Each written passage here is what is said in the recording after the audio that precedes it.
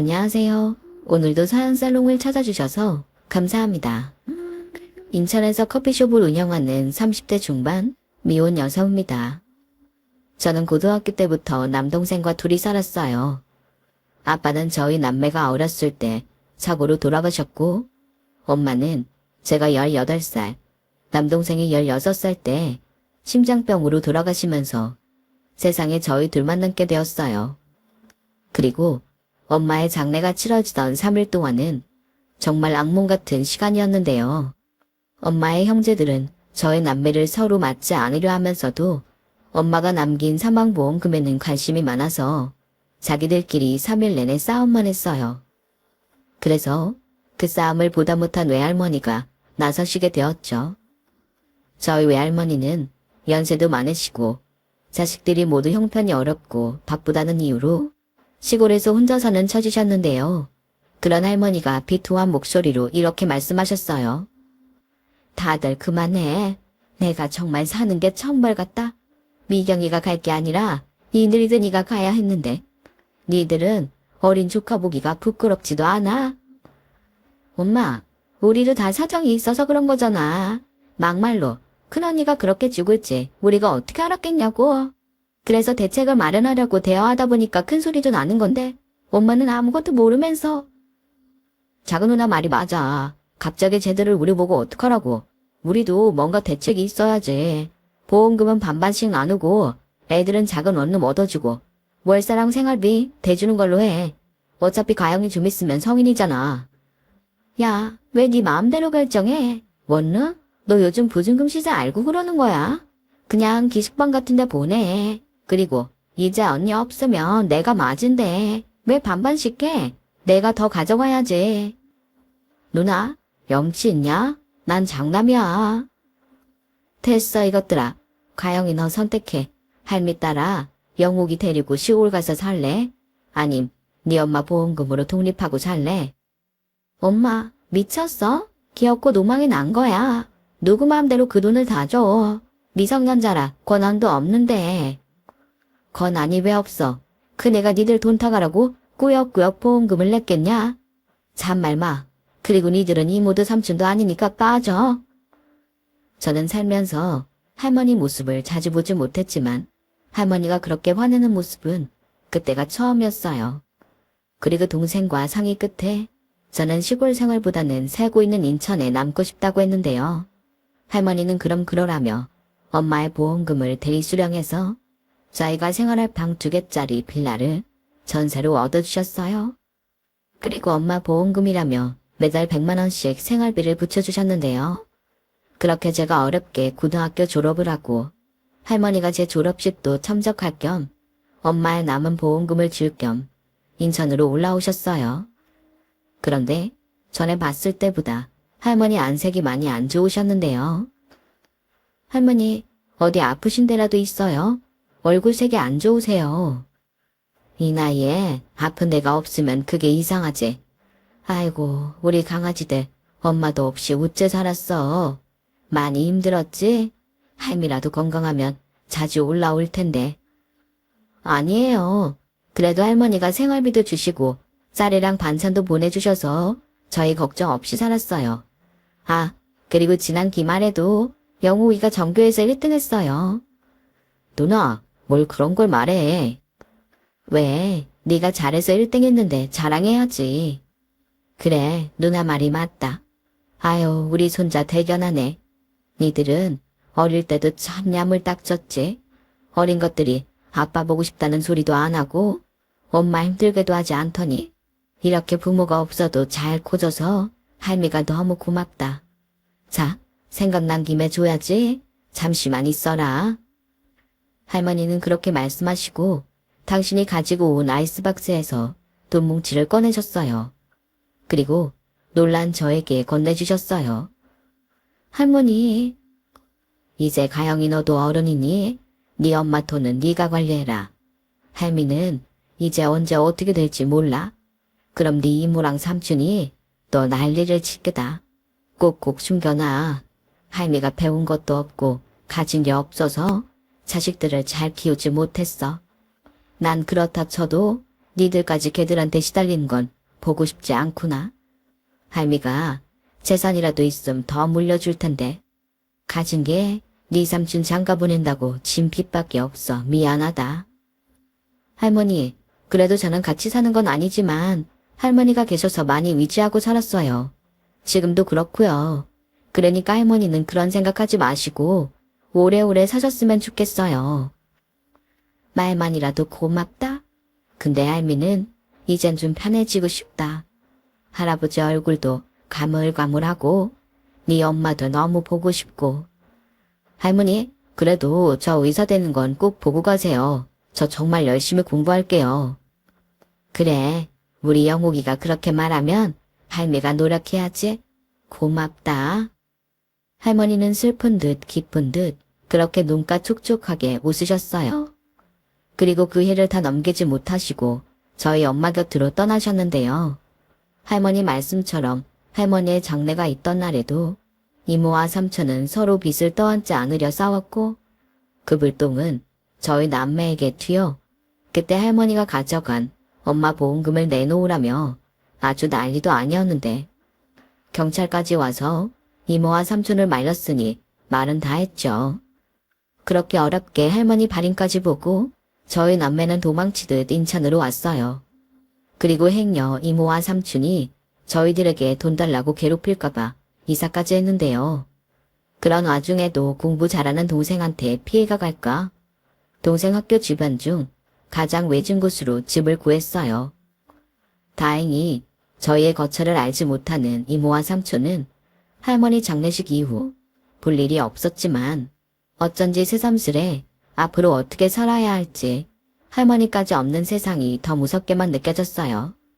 하지만 저는 이미 20살 어른이었고 동생에겐 유일한 보호자였으니 어떻게든 동생을 꼭 잘 키우고 싶다는 열의가 가득했는데요. 그도 그럴 게 동생은 의사가 되겠다는 꿈을 가진 뒤 거의 잠도 자지 않고 공부에만 매달렸어요. 엄마가 남긴 남은 사망보험금은 많다면 많고 적다면 적은 1억 남짓이었는데 저는 이 돈을 종잣돈으로 동생 학비와 나아가서는 동생 결혼 자금까지 해결해야 한다는 생각을 했었죠. 그러면서 저절로 저의 대학이나 결혼은 감히 생각도 할 수 없는 거였어요. 동생은 자기 대학 자금은 자기가 알아서 할 테니 일단은 그 돈으로 대학을 가라고 했지만 저는 대학이 아닌 돈을 벌고 싶었어요. 이미 엄마가 돌아가시고 학교에 다니면서 커피숍 아르바이트를 하던 저였는데 몸에 익어서인지 작더라도 제 가게를 갖고 싶었죠. 그래서 나중에 쓰려고 제가 제빵 자격증도 따고 바리스타 자격증까지 땄는데 어느 날 동생이 이렇게 말하더군요. 누나, 그럼 누나 가게를 내자. 나도 누나가 하루에 2-3개씩 알바하는 거 신경 쓰였어. 게다가 그 중에 하나는 야간 알바잖아. 내가 밤마다 누나 걱정을 얼마나 하는 줄 알아? 대학도 안 간다고 하고 취직도 안 한다고 하고 또 그런다. 내 선택인데 왜 자꾸 그렇게 말해? 그리고 지금 당장은 돈이 없어서 돈 모으려면 어쩔 수 없어. 야간 알바가 그나마 쏠쏠한데 그걸 어떻게 그만두냐? 네가 말하지 않아도 5년 안에 내 가게 차릴 거니까 염려 마. 그러지 말고 엄마 보험금 있잖아. 그걸로 해. 야, 그건 안 되지. 그 돈이 어떤 돈인데. 그리고 그 돈은 다 쓸 때가 있어. 의대 등록금 장난 아니라며. 그건 내가 알아서 한다니까. 됐어. 난 그냥 공부만 해. 뱀뱀한 학원도 못 보내서 누나가 얼마나 속상한데. 그런데 안 다녀도 나 잘하거든. 그래, 너 잘났다. 그래도 안 돼. 누나 일은 누나가 알아서 할 테니 너나 신경 쓰셔. 싫어. 누나 계속 그럼. 나도 이제 공부 안 해. 내가 의대 안 가면 그 돈 쓸 때 사라지는 거지? 야, 너 지금 그걸 말이라고? 그럼 누나가 가게에서 나 학비 대줘. 그럼 되잖아. 나도 가끔 머리 식히고 싶을 때 가게 알바도 좀 시켜주고. 난 우리 누나가 사장님 했으면 좋겠다. 우리 누나가 만든 스콘이랑 쿠키 짱 맛있는데. 동생은 그렇게 자기 생각만 하는 저를 설득했어요. 저도 동생 말처럼 하고 싶지 않았다면 거짓말이고요. 그래서 동생한테 빚진다는 마음으로 저는 나름 역세권에 10평도 되지 않는 카페를 차리게 되었죠. 하지만 우리나라에 치킨집보다 더 많은 게 카페라고. 브랜드도 아닌 작은 저의 가게는 반년이 지나도록 적자였고 저는 열심히 노력했지만 동생 볼 낯이 없어 괜히 가게를 차렸나? 시간을 되돌리고 싶은 심정이었어요. 그래서 딱 계약 기간만 하고 접자고 생각했는데요. 사람이 죽으라는 법은 없다고 카페를 차린 지 1년이 되어갈 즈음 조금씩 사정이 나아졌어요. 나름 단골도 생겼고 제가 만든 케이크 맛있다며 따로 라운드 케이크를 주문하는 손님도 생겼는데 그때부터는 카페가 곧잘 됐어요. 저녁에 마감하며 그날 매출을 계산하는데 한 달 그렇게 꼬박 장사를 하고 정산을 하는데 정말 눈물이 다 날 정도였어요. 많이 벌어서 그런 게 아니라 매달 돈을 까먹는 제 가게였는데 처음으로 남는 장사를 했다는 기쁨에 고생한 지난날이 주마등처럼 스쳐서 눈물이 났어요. 그리고 저는 알바도 없이 오전 10시부터 밤 11시까지 혼자 가게 운영을 했는데요. 친구들은 하루 종일 일만 해서 힘들겠다고 했지만 손님이 많아지니 커피 만드는 일도 빵 굽는 일도 신이 나서 힘든 줄도 몰랐던 것 같아요. 그렇게 저는 돈을 벌어 동생 대학 등록금을 마련했어요. 동생은 마련하지 않았지만 혼자 고군분투하며 공부를 했고 마침내 꿈같은 서울의 모 유명 대학에 의예과에 입학했어요. 옛날 말로 개천에서 용난다고 하잖아요. 제 동생은 그런 용이었던 거예요. 그리고 동생 대학 첫 등록금을 내던 날. 그날은 먼저 떠난 부모님 생각이 그렇게 나던지. 아마도 그동안은 의식하지 않으려 했지만 나름 공부 잘하는 동생을 끝까지 잘 건재해야 한다는 압박감이 있었다는 걸 깨달았죠. 그래서 착하고 공부 잘하는 동생이 고마웠고 또 저 스스로도 보람되던 때였는데요. 동생은 그 뒤 그게 끝이 아니고 시작이라고 알려주듯 더 바빠졌어요. 그리고 생각했던 것보다 의대 등록금은 정말 놀랄 정도로 비쌌기에 한 학기 등록금을 내면 다음 학기 등록금 준비에 정신을 바짝 차릴 수밖에 없었는데 저도 티를 내지 않는다고 했음에도 동생은 등록금을 낼 때면 잘하지도 않는 전화를 해서 부담을 줘서 미안하다고 했어요. 누나, 등록금 많이 부담스럽지? 내가 시간이 있으면 과외라도 할 텐데. 야, 네가 무슨 과외를 해? 그럴 시간 있으면 잠이라도 더 자? 내가 언제 너한테 돈 걱정하라고 했어? 그때 네가 그랬잖아. 가게에서 네 등록금 대라고. 요즘 누나 카페 엄청 잘 돼. 그러니까 넌 아무 걱정하지 말고 공부만 해라. 내가 그때 그렇게 말은 했지만 등록금이 이렇게 비쌀 줄 몰랐지. 근데 누나, 조금만 기다려. 인턴하면 월급 나오니까 내가 누나 고생한 거 다 갚아줄게. 됐어. 너랑 내가 남이냐? 누나 고생하지도 않았고 너한테 받을 것도 없어. 그러니까 부담 갖지 말고 편하게 너 하고 싶은 공부해. 네가 의사가 꿈이라고 해서 말리지 않았지. 네가 성공하고 싶어서 의대 간다고 했음 누나는 말렸다. 고마워 누나. 그래도 난 누나가 앞으로 내 덕 보고 살게 할 거야. 이것도 내 꿈이니까 말리지 마. 아, 시간이 벌써 이렇게 됐네. 누나, 나 공부하러 들어가야 해. 알았어. 공부도 좋지만 몸 잘 챙기고 잠은 되도록 집에서 자. 도서관에서 쪽잠 자는 것도 하루 이틀이지. 알겠어. 누가 잔소리만이 아니랄까봐. 나 전화 끊는다. 동생은 지가 걱정돼서 잔소리가 많아지는 저를 언제부턴가 잔소리 마녀라고 불렀어요. 하지만 그게 끊고 싶어도 끊어지지 않는데 엄마들이 왜 그렇게 자식들에게 잔소리를 하는지 알겠더라고요. 그 후 동생은 1년 2학기를 마치고 군대에 갔어요. 그리고 표는 내지 않았지만 내심 동생이 군복무하는 동안 등록금 마련이라는 부담감에서 조금은 해방될 수 있어 그때 돈을 좀 모아놓자 싶었어요.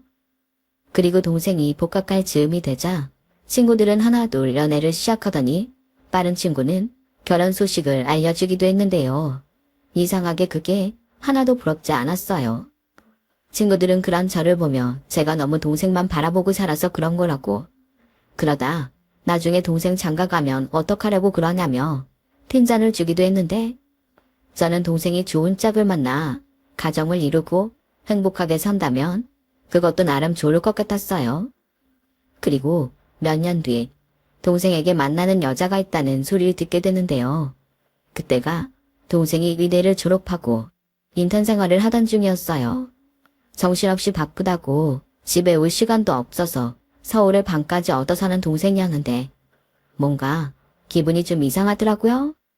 서운한 감정이라면 그럴 수도 있고 연애를 시작한 동생이 병원 일과 연애를 둘 다 잘할 수 있을까 걱정도 되었는데 무엇보다 가장 걱정이고 궁금했던 건 동생이 만나는 여자가 어떤 여자인가 하는 거였죠.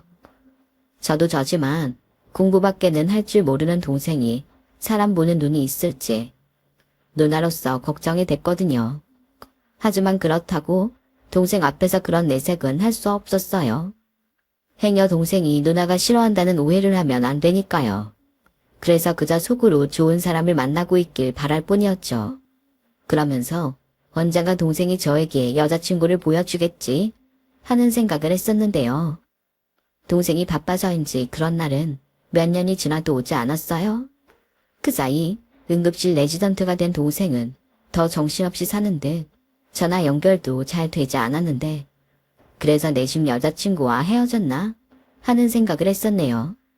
그런데 제 생일날 어떻게 휴가를 받았는지 동생이 밥을 사주겠다고 했고 저는 너무 궁금한 연애 소식부터 물어봤어요.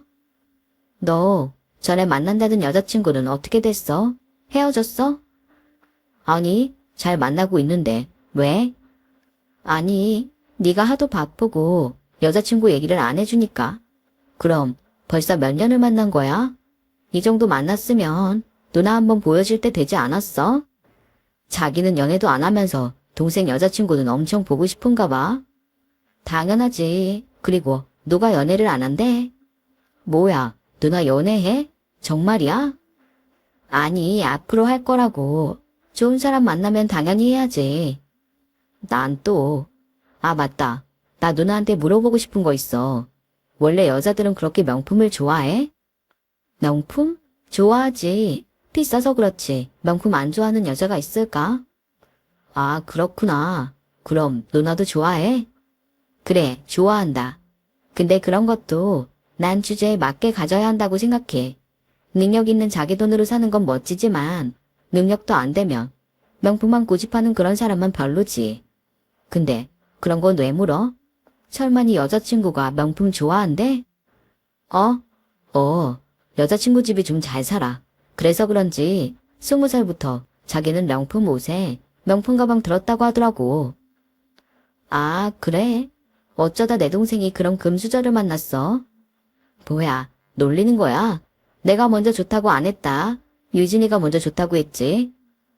여자친구 이름이 유진이야? 이름도 예쁘네. 생긴 것도 예뻐. 근데 곧 있으면 여자친구 생일이거든? 내가 시간도 없고 그동안 선물이라고 사주면 별로 좋아하지도 않는 것 같아서 그냥 올해부터는 갖고 싶은 거 말하면 그냥 그거 사주기로 했거든. 근데 나한테 명품 가방을 사달라네? 누나, 이 가방 브랜드 알아? 동생은 핸드폰을 꺼내 뭔가 찾더니 저에게 가방 사진을 보여줬어요. 그리고 제 눈엔 가방 사진 밑에 가격이 먼저 들어왔는데요. 400만 원대의 디올 가방이었어요. 저도 들어서 알긴 했죠. 브랜드만요. 야, 이 가방 너무 비싸다. 너 그 정도 능력 있어? 레지던트 월급 얼마나 한다고 이런 걸 사주냐? 그렇긴 한데 그렇다고 비싸서 안 된다고 하자니 그것도 좀 그렇고 어떡하면 좋을지 모르겠네. 지금 잔뜩 기대하고 있을 텐데. 저는 동생의 말에 은근 서운했어요. 제 생일이라고 모처럼 만나서 여자친구 생일 선물 생각만 하고 있으니 짜증까지 나더라고요. 야, 내가 볼 땐 네 여자친구 좀 그렇다. 벌써 만난 지가 언젠데 네 사정을 몰라. 아무리 자기가 금수저라 눈이 높아도 좋아하는 사람한테 부담 주는 거 아니지. 설마 너 걔 앞에서 돈 잘 버는 척 허풍 떨었냐? 누나는 참 내가 그럴 사람이야. 그리고 사귀자고 했을 때 내 사정 다 얘기했어. 누나 도움받아서 의대 나왔고 전공이 되고 돈 벌면 누나한테 갚아야 한다는 말까지 했는걸. 그래?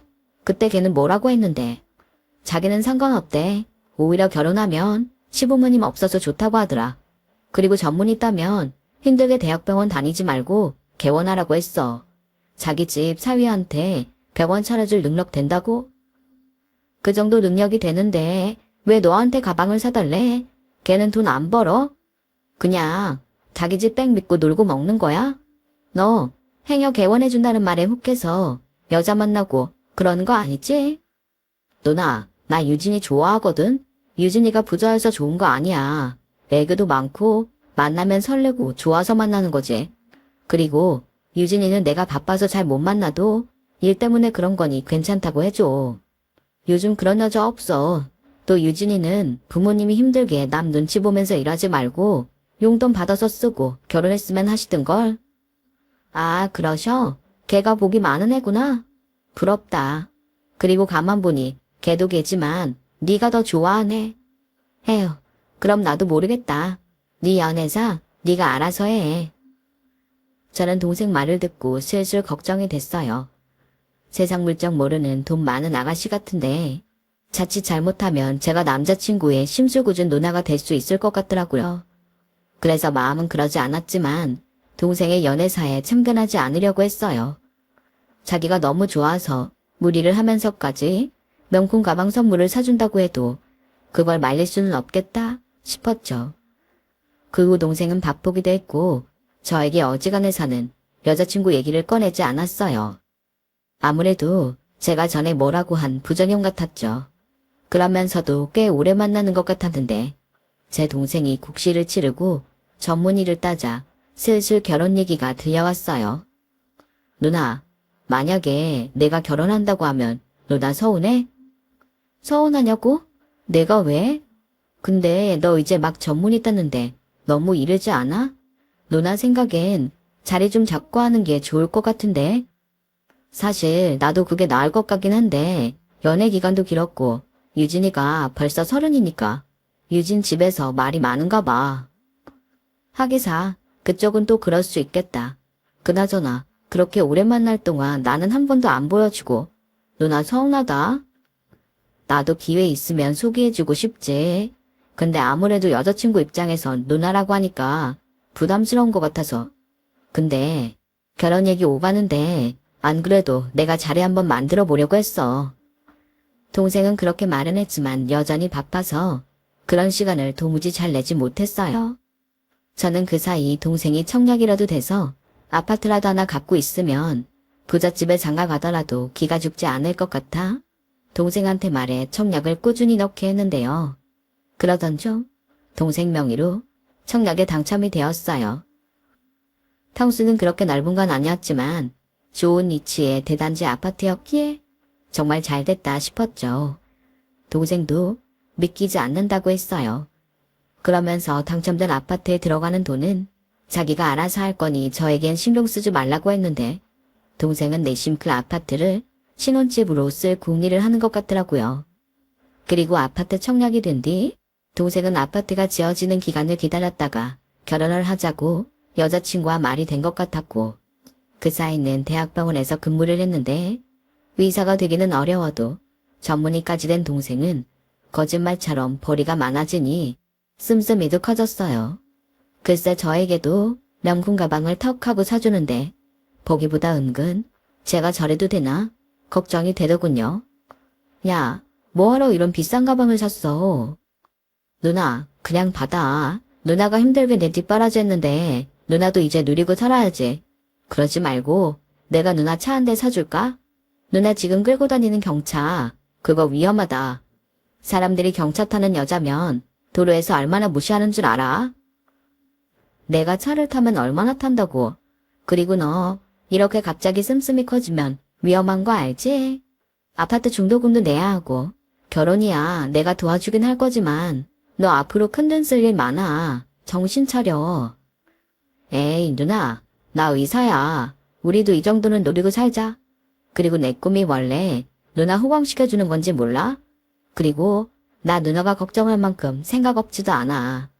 유진이 보니까 누나 생각이 나서 그래. 장가갈 때가 돼서 그런가? 안 하던 짓 하네. 그래, 여자친구랑 아직도 좋아? 뭐, 이젠 서로 익숙해졌으니까. 그리고 유진이 부모님이 잘해주셔서 사실은 더 결혼하고 싶어졌어. 너 벌써 그 집에 인사하고 온 거야? 그럼 유진이랑 만난 지가 언젠데. 생신 때도 인사드리고 명절에도 인사 갔어. 너 명절에 바쁘다고 집에도 못 왔잖아. 아, 그냥 잠깐 짬내서 밥만 먹고 왔어.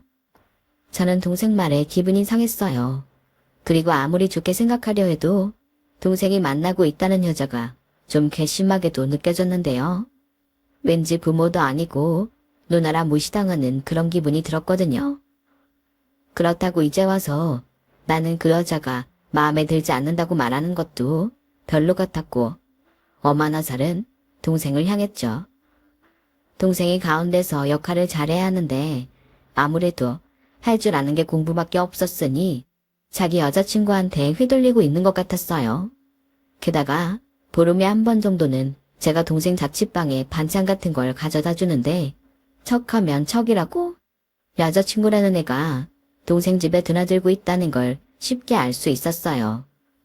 자기 물건이 아무렇지 않게 널려 있는데 남자친구 집 치워주기까지는 바라지 않지만 자기 물건까지 어지르고 가는 경우는 또 뭔지 헛웃음이 나오더군요. 결혼 후에 둘이 어떻게 살지 안 봐도 비디오 같았어요. 그렇게 얼굴도 보지 못한 채 동생의 여자친구가 조금씩 마음에 들지 않았는데 결정적인 일이 벌어졌죠. 그때는 아침에 오픈 준비를 하는데 처음 느끼는 복통에 동생에게 가장 먼저 전화를 하게 됐고 동생이 보내준 구급차에 실려 동생이 일하는 병원 응급실에 갔는데요. 아무래도 위경련의 원인은 너무 다양해 검사를 하는 게 좋겠다고 했어요. 그날이 다행히 동생이 오프라 고맙게도 제 곁에 있어줬는데 동생이 아무리 사정을 말해도 동생의 여자친구는 오픈 날 자기를 만나지 못한다는 동생에게 화가 났는지 계속 독촉 전화를 하는 것 같았어요. 최영욱, 그러지 말고 병원에서 보자 그래. 이참에 나도 같이 보게. 누나, 그래도 그건 좀... 왜? 어차피 둘이 결혼한다며. 내가 일부러 말하지 않으려고 했는데 나 솔직히 이건 아니다 싶은 거 많아. 내가 아무리 부모도 아니고 누나라지만 무시당하는 것 같아서 기분 나쁘다고. 에이, 누나 왜 그래? 그냥 유진이가 철이 없어서 그래. 알잖아. 내가 바빠서 데이트할 시간도 없고 분명 오픈날이라고 이것저것 하고 싶었을 텐데 자기 딴에는 서운해서 그런 거야. 누나가 좀 이해해줘. 아이고, 공자 선생님 나으셨네. 누나가 한 번만 말하는데 너 걔한테 너무 휘둘리지 마. 괜히 시누이 짓 한다는 소리 듣고 싶지 않아서 참고 있지만 결국엔 결혼하면 한 식구인데 이럼 너나 걔나 다 불편하다. 알겠어. 내가 중간에서 잘할게. 그리고 유진이한테도 잘 얘기할게. 누나 마음 풀어. 가뜩이나 위경은 온 사람이 뭘 그렇게 예민하게 굴어. 내가 그러고 싶어 그러냐? 잘하라고. 엄마가 돌아가시고 동생과 단 둘이 살면서 그래도 저는 혼자가 아니라 둘이라고 생각했는데 그날은 어쩐지 저만 편이 없는 것 같았어요. 친구들 결혼하고 애 낳아도 부럽다고 생각한 적 없던 저였는데 몸이 아프니 마음도 약해지는 것 같았어요. 게다가 제 앞에서 막무가내로 자기 여자친구를 감싸는 동생을 보며 마음도 썩 유쾌하지 않았는데요. 그렇게 몇 달 후 드디어 올 것이 왔어요. 동생이 바빠서 얼굴은 못 보고 전화로 상견례 얘기를 꺼냈거든요. 아직 아파트 완공되려면 멀었는데 뭘 그렇게 서둘러? 난 아직 걔 얼굴도 못 봤는데. 그거야. 유진이보다 내가 바빠서 그러지. 그렇다고 초면에 나 빼고 둘만 만날 수 있어? 그것도 좀 이상하잖아. 근데 유진이네 집에서 마음이 좀 급하신가 봐. 일단 결혼 날짜라도 미리 잡자고 하시네. 뭐 예상하지 못한 일은 아니니까. 근데 상견례 전까지 정말 시간 안 돼? 누나가 밥 한 끼 사줄 테니까 여자친구랑 좀 보자. 미안. 요즘 수술이 너무 많아서 시간 내기가 힘들어. 벌써 집에도 한 달째 못 들어갔다. 그래도 내가 최대한 시간 내볼게. 저는 어쩐지 동생이 연애를 시작한 후 동생과 예전처럼 좋게 지내지 못하는 것 같아 내심 미안했어요. 제가 자꾸 여자친구에 대해 안 좋게 얘기를 해서 동생이 저를 불편해하나 싶기도 했고요. 그래서 어쨌든 우리 집 식구가 될 사람이니 좋게 생각하고 동생이 결혼하면 더는 동생에게 신경 쓰지 말고 저도 제 인생을 좀 즐기며 살자고 생각했는데요. 그래도 결혼이라는 게 제가 경험이 없어 그런지 마냥 쉽게 넘길 일은 아니더군요. 저는 먼저 결혼한 친구들에게 물어 결혼 전에 뭘 준비하면 좋을지 또 예산은 얼마를 잡을지 물어봤는데 제가 상의하려고 연락을 하면 동생은 무조건 저는 신경 쓰지 않아도 된다고 했어요. 결혼은 자기 힘으로 할 거니 저는 그냥 참석만 하면 된다고요. 그런데 누나인 제가 어디 그럴 수 있나요? 또 상대 집이 그렇게 부자라면 저라도 동생 기죽지 않게 뭐라도 더 해줘야 한다는 생각만 커졌는데 그렇게 동생 여자친구도 보지 못한 채로 상견례 날짜가 잡혔어요. 누나, 미안해. 시간이 딱 상견례 날짜밖에는 어려워서 여자친구도 결혼 전에 해줄 게 있다고 요즘은 좀 바쁘고.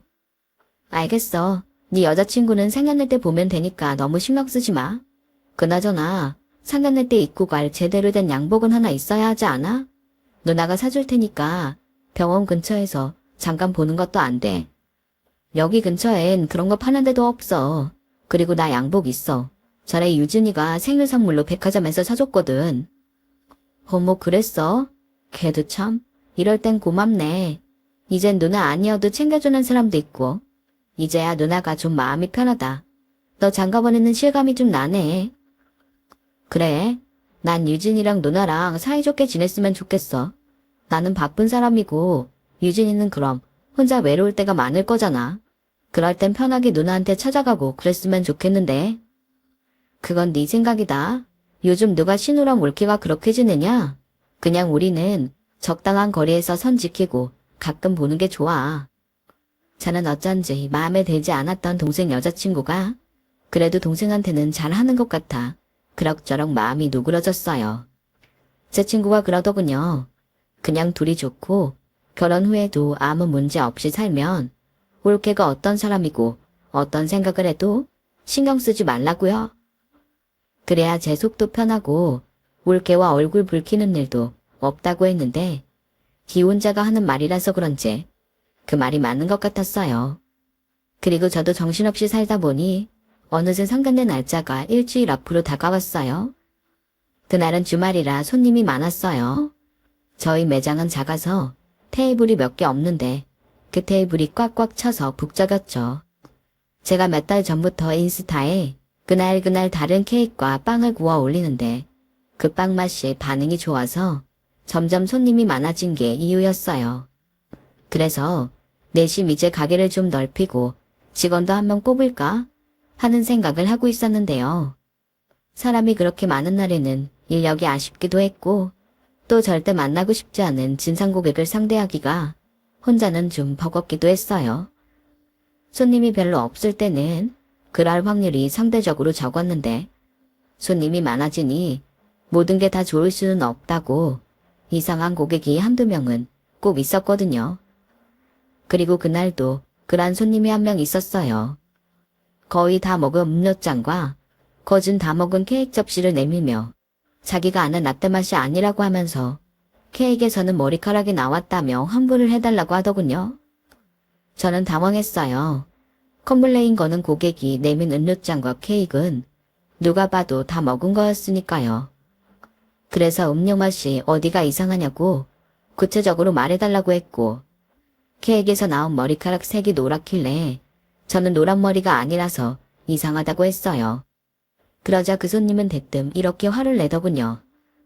아니, 손님이 이상하다고 하면 이상한 거고 머리카락이 나왔으니까 나왔다고 하는 거죠. 뭘 구체적으로 말을 하래요. 내가 이거 확 신고할 수도 있어요. 저기 손님, 저도 알아야 계산을 하니까요. 그리고 처음부터 말씀하셨다면 당연히 환불이든 다른 음료를 드리든 했을 텐데 이렇게 다 드신 컵을 주시니까. 아, 그래요? 다 먹었으니까 환불을 못 해주겠다. 내가 친구랑 얘기하느라 말을 할 타이밍을 놓쳤고 목이 타니까 조금씩 마시다 보니 그런 건데 그런 것도 이해를 못해요. 무슨 서비스가 있다위지. 손님은 가뜩이나 쭉 찢어진 눈에 더욱 날카롭게 뜨면서 저를 노려봤어요. 그래서 그냥 똥 매봤다고 생각하고 환불을 해주려고 했는데 같은 일행으로 보이는 손님 머리가 케이크 접시에서 나온 머리색과 일치하는 것 같았죠. 저기 손님, 제가 음료값은 환불해 드릴게요. 그런데 케이크에서 나온 머리카락은 아무래도 일행분 머리카락 같네요. 뭐라고요? 이봐요. 이깎기 얼마나 한다고 치사하게 굴어요? 제 친구 머리카락이라고요. 손님도 보세요. 아무리 봐도 저분 머리카락 맞잖아요. 그러니 케이크는 다 드시기도 했고 음료값만 드릴게요. 나 참 기가 막혀. 됐고요. 그럼 음료값 안 받을 테니까 다시 만들어줘요. 저는 그 여자의 요구사항이 이상하긴 했지만 얼른 가길 바라는 마음에 음료를 만들어줬어요. 그러자 그 진상 손님은 뭐가 재밌는지 친구랑 시시석거리며 웃고 있었고 제가 음료를 테이크아웃 잔에 담아서 주니 그 진상 손님은 그 잔을 받아 뚜껑을 열더니 그 음료를 저에게 냅다 뿌리는 거예요. 어머 손님. 왜? 이제야 정신이 좀 들어. 요즘 장사 좀 되니까 손님이 아주 우습게 보이지? 너 그러다 큰 코 다친다. 그냥 좋게 환불해달라고 하면 네네 하고 해줄 것이지? 무슨 토가 그렇게 많아. 내가 여기 사장 인성 더럽고 커피 맛도 이상해졌는데 케이크에서는 머리카락 나왔다고 인터넷에 올려봐.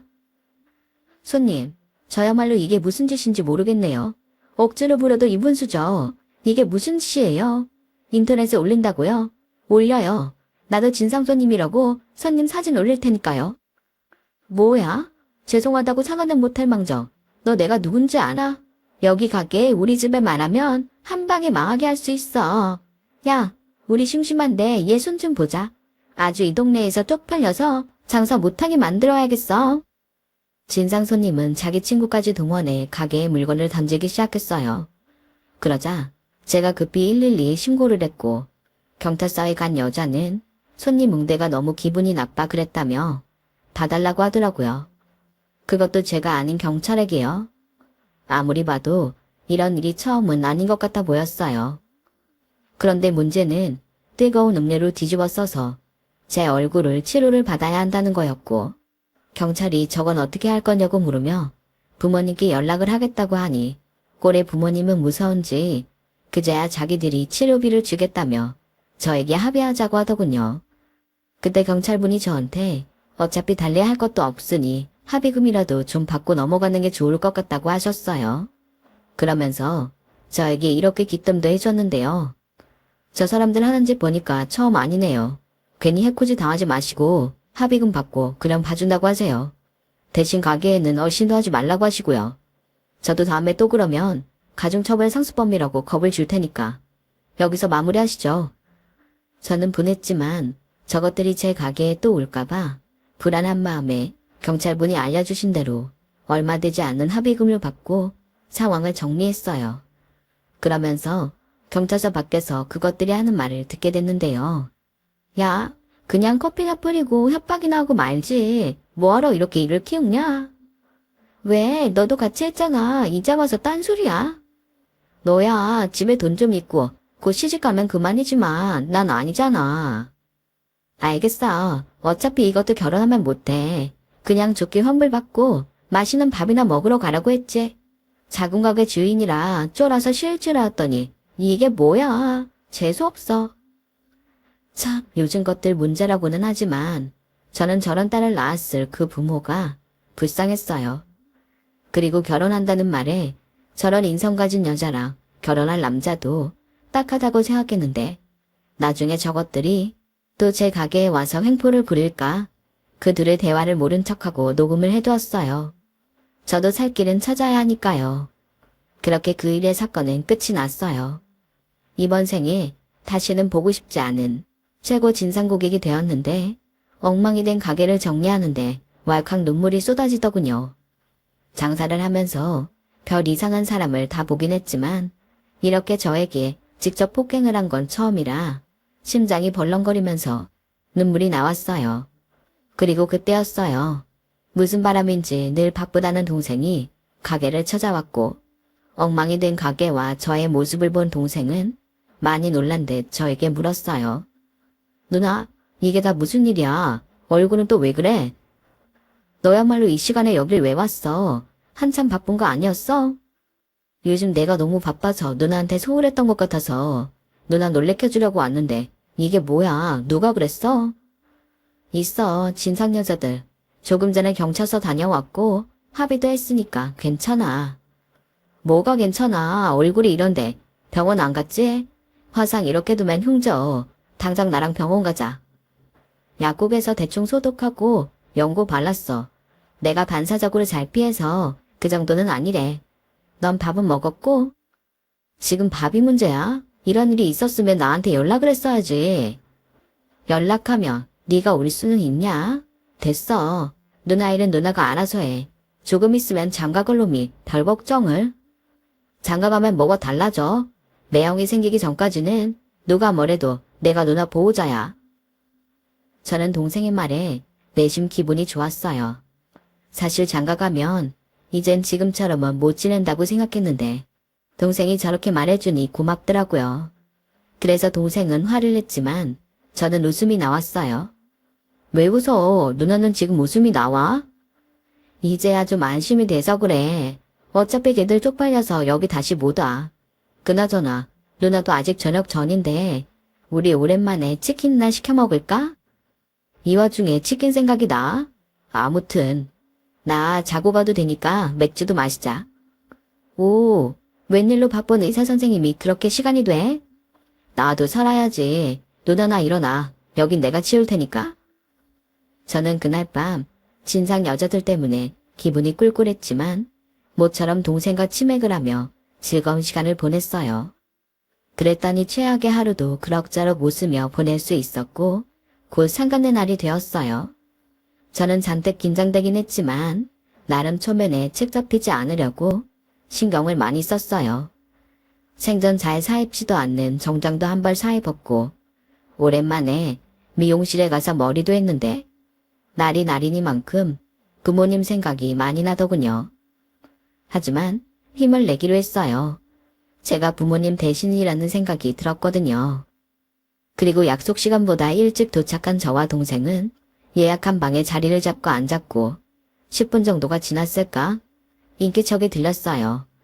아무래도 예비 올케와 사돈네가 도착한 듯 보였죠? 저는 그 자리에서 일어나 인사할 준비를 했어요. 그런데 동생의 예비 장인어른 뒤에 들어온 동생의 예비 신부 얼굴이 굉장히 낯이 익었어요. 화장이 좀 연해지긴 했지만 쭉 찢어진 그 눈은 분명 제가 얼마 전에 봤던 진상 여자가 분명했죠. 그 순간 저는 얼음이 되고 말았어요. 그러자 그 여자는 고개를 숙이고 있어서 저를 보지 못했는지 미소 띤 얼굴로 뒤늦게 고개를 들었고 얼음이 된 저를 보고 지도 똑같이 얼음이 되고 말았는데요. 저희 둘의 사정을 모르는 제 동생과 그 여자의 부모님은 서로 안부를 나누며 반갑게 인사를 나눴어요. 영옥이 오랜만이네. 잘 지냈어? 네, 어머니. 어머님도 그동안 잘 지내셨죠? 아버님도요. 그럼. 그리고 자네는 이제 사위 될 사람인데 영옥이 연모야. 최서방이라고 불러. 아유, 아들 같아서 그렇지. 근데 누님은 어째 안색이 안 좋으신가? 무슨 일 있으세요? 안녕하세요. 초면에 죄송한데 안색이 안 좋은 건 그대 따님도 마찬가지 같은데요. 네? 너 왜 그래? 여기 도착할 때까지도 신났었잖아. 그게... 내가 말할까요? 아니면 네가 말할래요? 누나, 왜 그래? 너 똑바로 들어. 나 이 결혼 반대야. 얼마 전에 우리 가게에 와서 난리치고 나한테 뜨거운 음료 보내있지? 그게 쟤야. 뭐? 언니, 오해해요. 그러니까. 아씨, 그러니까. 너 왜 그래? 음료를 부었더니 이게 다 무슨 말이야? 안 사던 분은 제 말과 자기 딸의 반응에 당황한 듯 말했어요. 그러자 아무 말도 하지 못하고 그 진상 여자는 고개를 푹 숙였고 그 상황을 빨리 정리하고 싶었던 제가 먼저 입을 열었어요. 그리고 경찰서에 가져가느라 저장해뒀던 그날 있었던 문제의 CCTV 영상을 그댁 부모님께 보여드렸고 경찰서 밖에서 합의해서 재수없다고 떠들던 음성 파일도 친절하게 들려드렸네요. 정말 숨이 막히는 고요가 흘렀어요. 제 동생도 충격이 큰지 여자친구에게 눈을 떼지 못하더군요. 그리고 믿을 수 없다는 듯 말까지 더듬으며 제 동생이 지 여자친구한테 물었어요. 너 원래 이런 애였어? 네가 우리 누나한테 뜨거운 음료 뿌린 거냐고. 그것도 모자라서 가게까지 엉망 만들고. 오빠, 그게 있잖아. 왜? 그런 짓을 할 만한 사정이라도 있나? 말해봐. 그런 짓 처음 아니지? 그깟 거 얼마나 하냐면서. 그러는 넌 그게 얼마나 한다고 그런 진상을 떠는데. 난 내 동생이 결혼한다고 하면 연을 끊었으면 끊었지. 절대 너 같은 올케 인정 못해. 제가 부들부들 떨면서 말을 하자 그쪽 엄마가 어쩔 줄을 몰라 했어요. 아무래도 제가 아닌 자기 남편을 더 무서워하는 것처럼 보였는데 바깥 사돈을 보니 무서운 얼굴을 하고 있긴 하더라고요. 아니, 저렇게 부모 무서운 줄 알면서 어떻게 밖에서는 그런 짓을 하고 다니는지 저는 더 이해할 수 없었어요. 그런데 정말 의외의 말을 그 바깥 사돈이 하더군요. 참 유감스럽습니다. 저희 애가 원래 그런 애는 아닌데 그래도 결혼만 허락해준다면 제가 최군한테 병원도 차려주고 돈 걱정하지 않게 잘해주겠습니다. 누님도 동생을 이왕이면 돈 많은 집에 장가를 보내는 게 좋잖아요. 저희는 의사 사위 봐서 좋고 서로 좋게 했으면 합니다. 이번 일은 제가 보상하겠습니다. 얼마면 될까요? 이보세요. 제가 돈에 환장한 사람으로 보이십니까? 그댁에 돈이 얼마나 있는지 모르겠지만 저도 있을 만큼 있습니다. 돈만 많으면 뭐 하나요? 자식 교육은 바닥인데. 영우가 나는 이만 갈게. 네 결혼이니까 네가 결정해. 네가 저런 쓰레기 같은 애랑 결혼한다고 하면 그땐 나랑 연 끊고 살자. 저는 할 말 다 해서 이만 갈게요. 누나. 언니, 제가 그때 난리친 거 정말 죄송해요. 가끔 너무 스트레스 받으면 저도 모르게 그러는데 반성 많이 하고 있어요. 결혼하면 절대 그러지 않으려고 생각하고 있었는데 제가 앞으로 평생 오빠한테도 언니한테도 잘할 테니까 한 번만 용서해 주시면 안 돼요? 응, 안 돼. 스트레스 받아서 그랬다고? 넌 의사랑 결혼할 게 아니라 의사한테 정신과 상담을 받아야겠네. 너 내가 경고하는데 다시 내 눈에 띄지 마. 그땐 합의고 뭐고 없으니까. 야, 네가 뭔데 그래? 누나면 다냐? 네가 엄마라도 되냐고. 반대를 한다고? 웃기고 있네. 누나면 동생 인생 자주유지해도 돼. 난 이 결혼 꼭 갈 거야. 내가 의사 부인 자리 놓칠 것 같아? 결국 그거였어요. 그 여자는 제 동생의 의사라서 제 동생과 결혼하고 싶었던 거죠.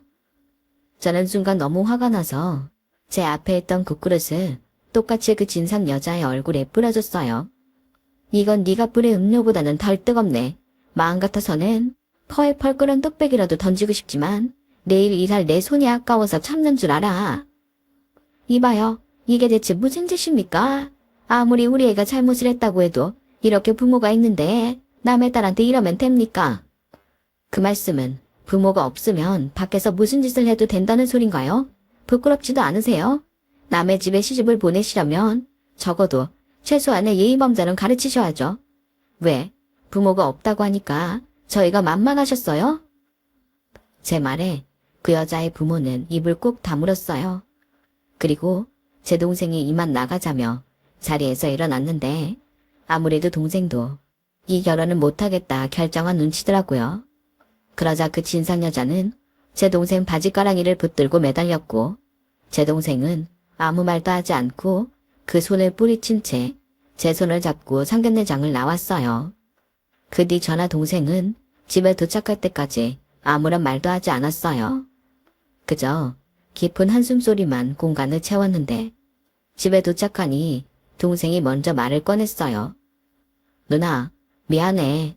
난 정말 유진이가 그런 앤지 몰랐어. 그래, 설마 네가 알고도 걔랑 결혼하겠다고 했겠냐? 그때 너무 재수없고 화났는데 지금은 오히려 고마운 일인 것 같아. 그때 그 일 아니었음 모르고 너 결혼시킬 뻔했잖아. 지금은 속상해도 잊어. 사람도 자꾸 만나봐야 사람 보는 눈도 생기는 거야. 다음엔 너랑 더 어울리는 착한 여자 만날 수 있을 거고. 너무 낙담하지 마. 저는 동생의 속이 어떨지 짐작도 되지 않아 주저리 말을 이어갔어요. 저도 저지만 만난 시간이 있으니 동생이 받은 충격도 대단할 것 같았거든요. 결혼까지 생각한 여자와 헤어지는 것이니 마음 정리할 시간이 필요하겠다 싶었어요. 동생은 그 충격인지 병원을 그만두고 여행을 갔어요. 그동안 병원 일하랴 결혼 준비하랴 자기를 돌볼 시간이 없었다고 좀 쉬고 싶다고 하더라고요. 저는 흔쾌히 그러라고 했네요. 저는 언제나 동생이 먼저인 누나니까요. 동생은 그 뒤 제주도에서 한 달 살기를 마치고 돌아와 살고 있던 전셋집도 정리하고 제가 사는 집으로 들어왔어요. 그리고 학교 선배의 도움으로 공동으로 병원을 개원하게 되었어요. 사실 제가 가게를 넓히려고 돈을 모으고 있었는데 지금도 충분한 것 같아 그 돈을 기꺼이 동생에게 주었어요. 동생은 받기 싫다고 했지만 투자라고 이자 쳐서 갚으라며 돈을 줬는데 부디 동생이 파혼의 상처를 잘 치료하고 새로운 환경에서 더 의미 있는 행복을 찾아갔으면 좋겠어요. 좋은 인연을 하루라도 빨리 만난다면 더없이 좋겠고요. 그리고 이게 무슨 일인지 모르겠지만 그 진상 여자가 난동을 부리고 간 이후에 동네에 소문이 났는지 단골들이 줄지어 와서는 괜찮냐며 저를 걱정해 주셨고 입소문도 많이 나서 장사가 더 잘 되게 되었는데 이렇게 된 걸 그 여자에게 고맙다고 해야 하는 건지 아이러니하네요. 누군가 저에게 이런 말을 해준 적이 있어요. 모든 교통사고는 다 재수가 없는 거라고요. 어쩌면 악연도 그런 교통사고 같은 게 아닐까 그런 생각이 들면서 두 번의 실수는 하지 않도록 배울 건 배우고 잊을 건 빨리 잊었으면 합니다. 아무튼 그 일 이후 저희 남매는 각자의 분야에서 더 열심히 살아가고 있어요. 성실하게 좋은 마음으로 살다 보면 언젠가는 인생의 진짜 짝을 만날 수도 있겠죠. 어쩌면 저에게도 그런 일이 있을지도 모른다는 기분 좋은 상상을 하며 제 이야기를 마치도록 하겠습니다. 지금까지 저의 이야기를 들어주셔서 대단히 고맙습니다. 언젠가 저도 기혼자가 된다면 행복한 사연으로 다시 사연을 보낼 수 있었으면 좋겠습니다. 항상 건강하시고 행복하세요. 감사합니다. 여러분, 사연 댓글에 응원과 현명한 조언 부탁드려요. 좋아요와 구독은 저에게 큰 힘이 됩니다.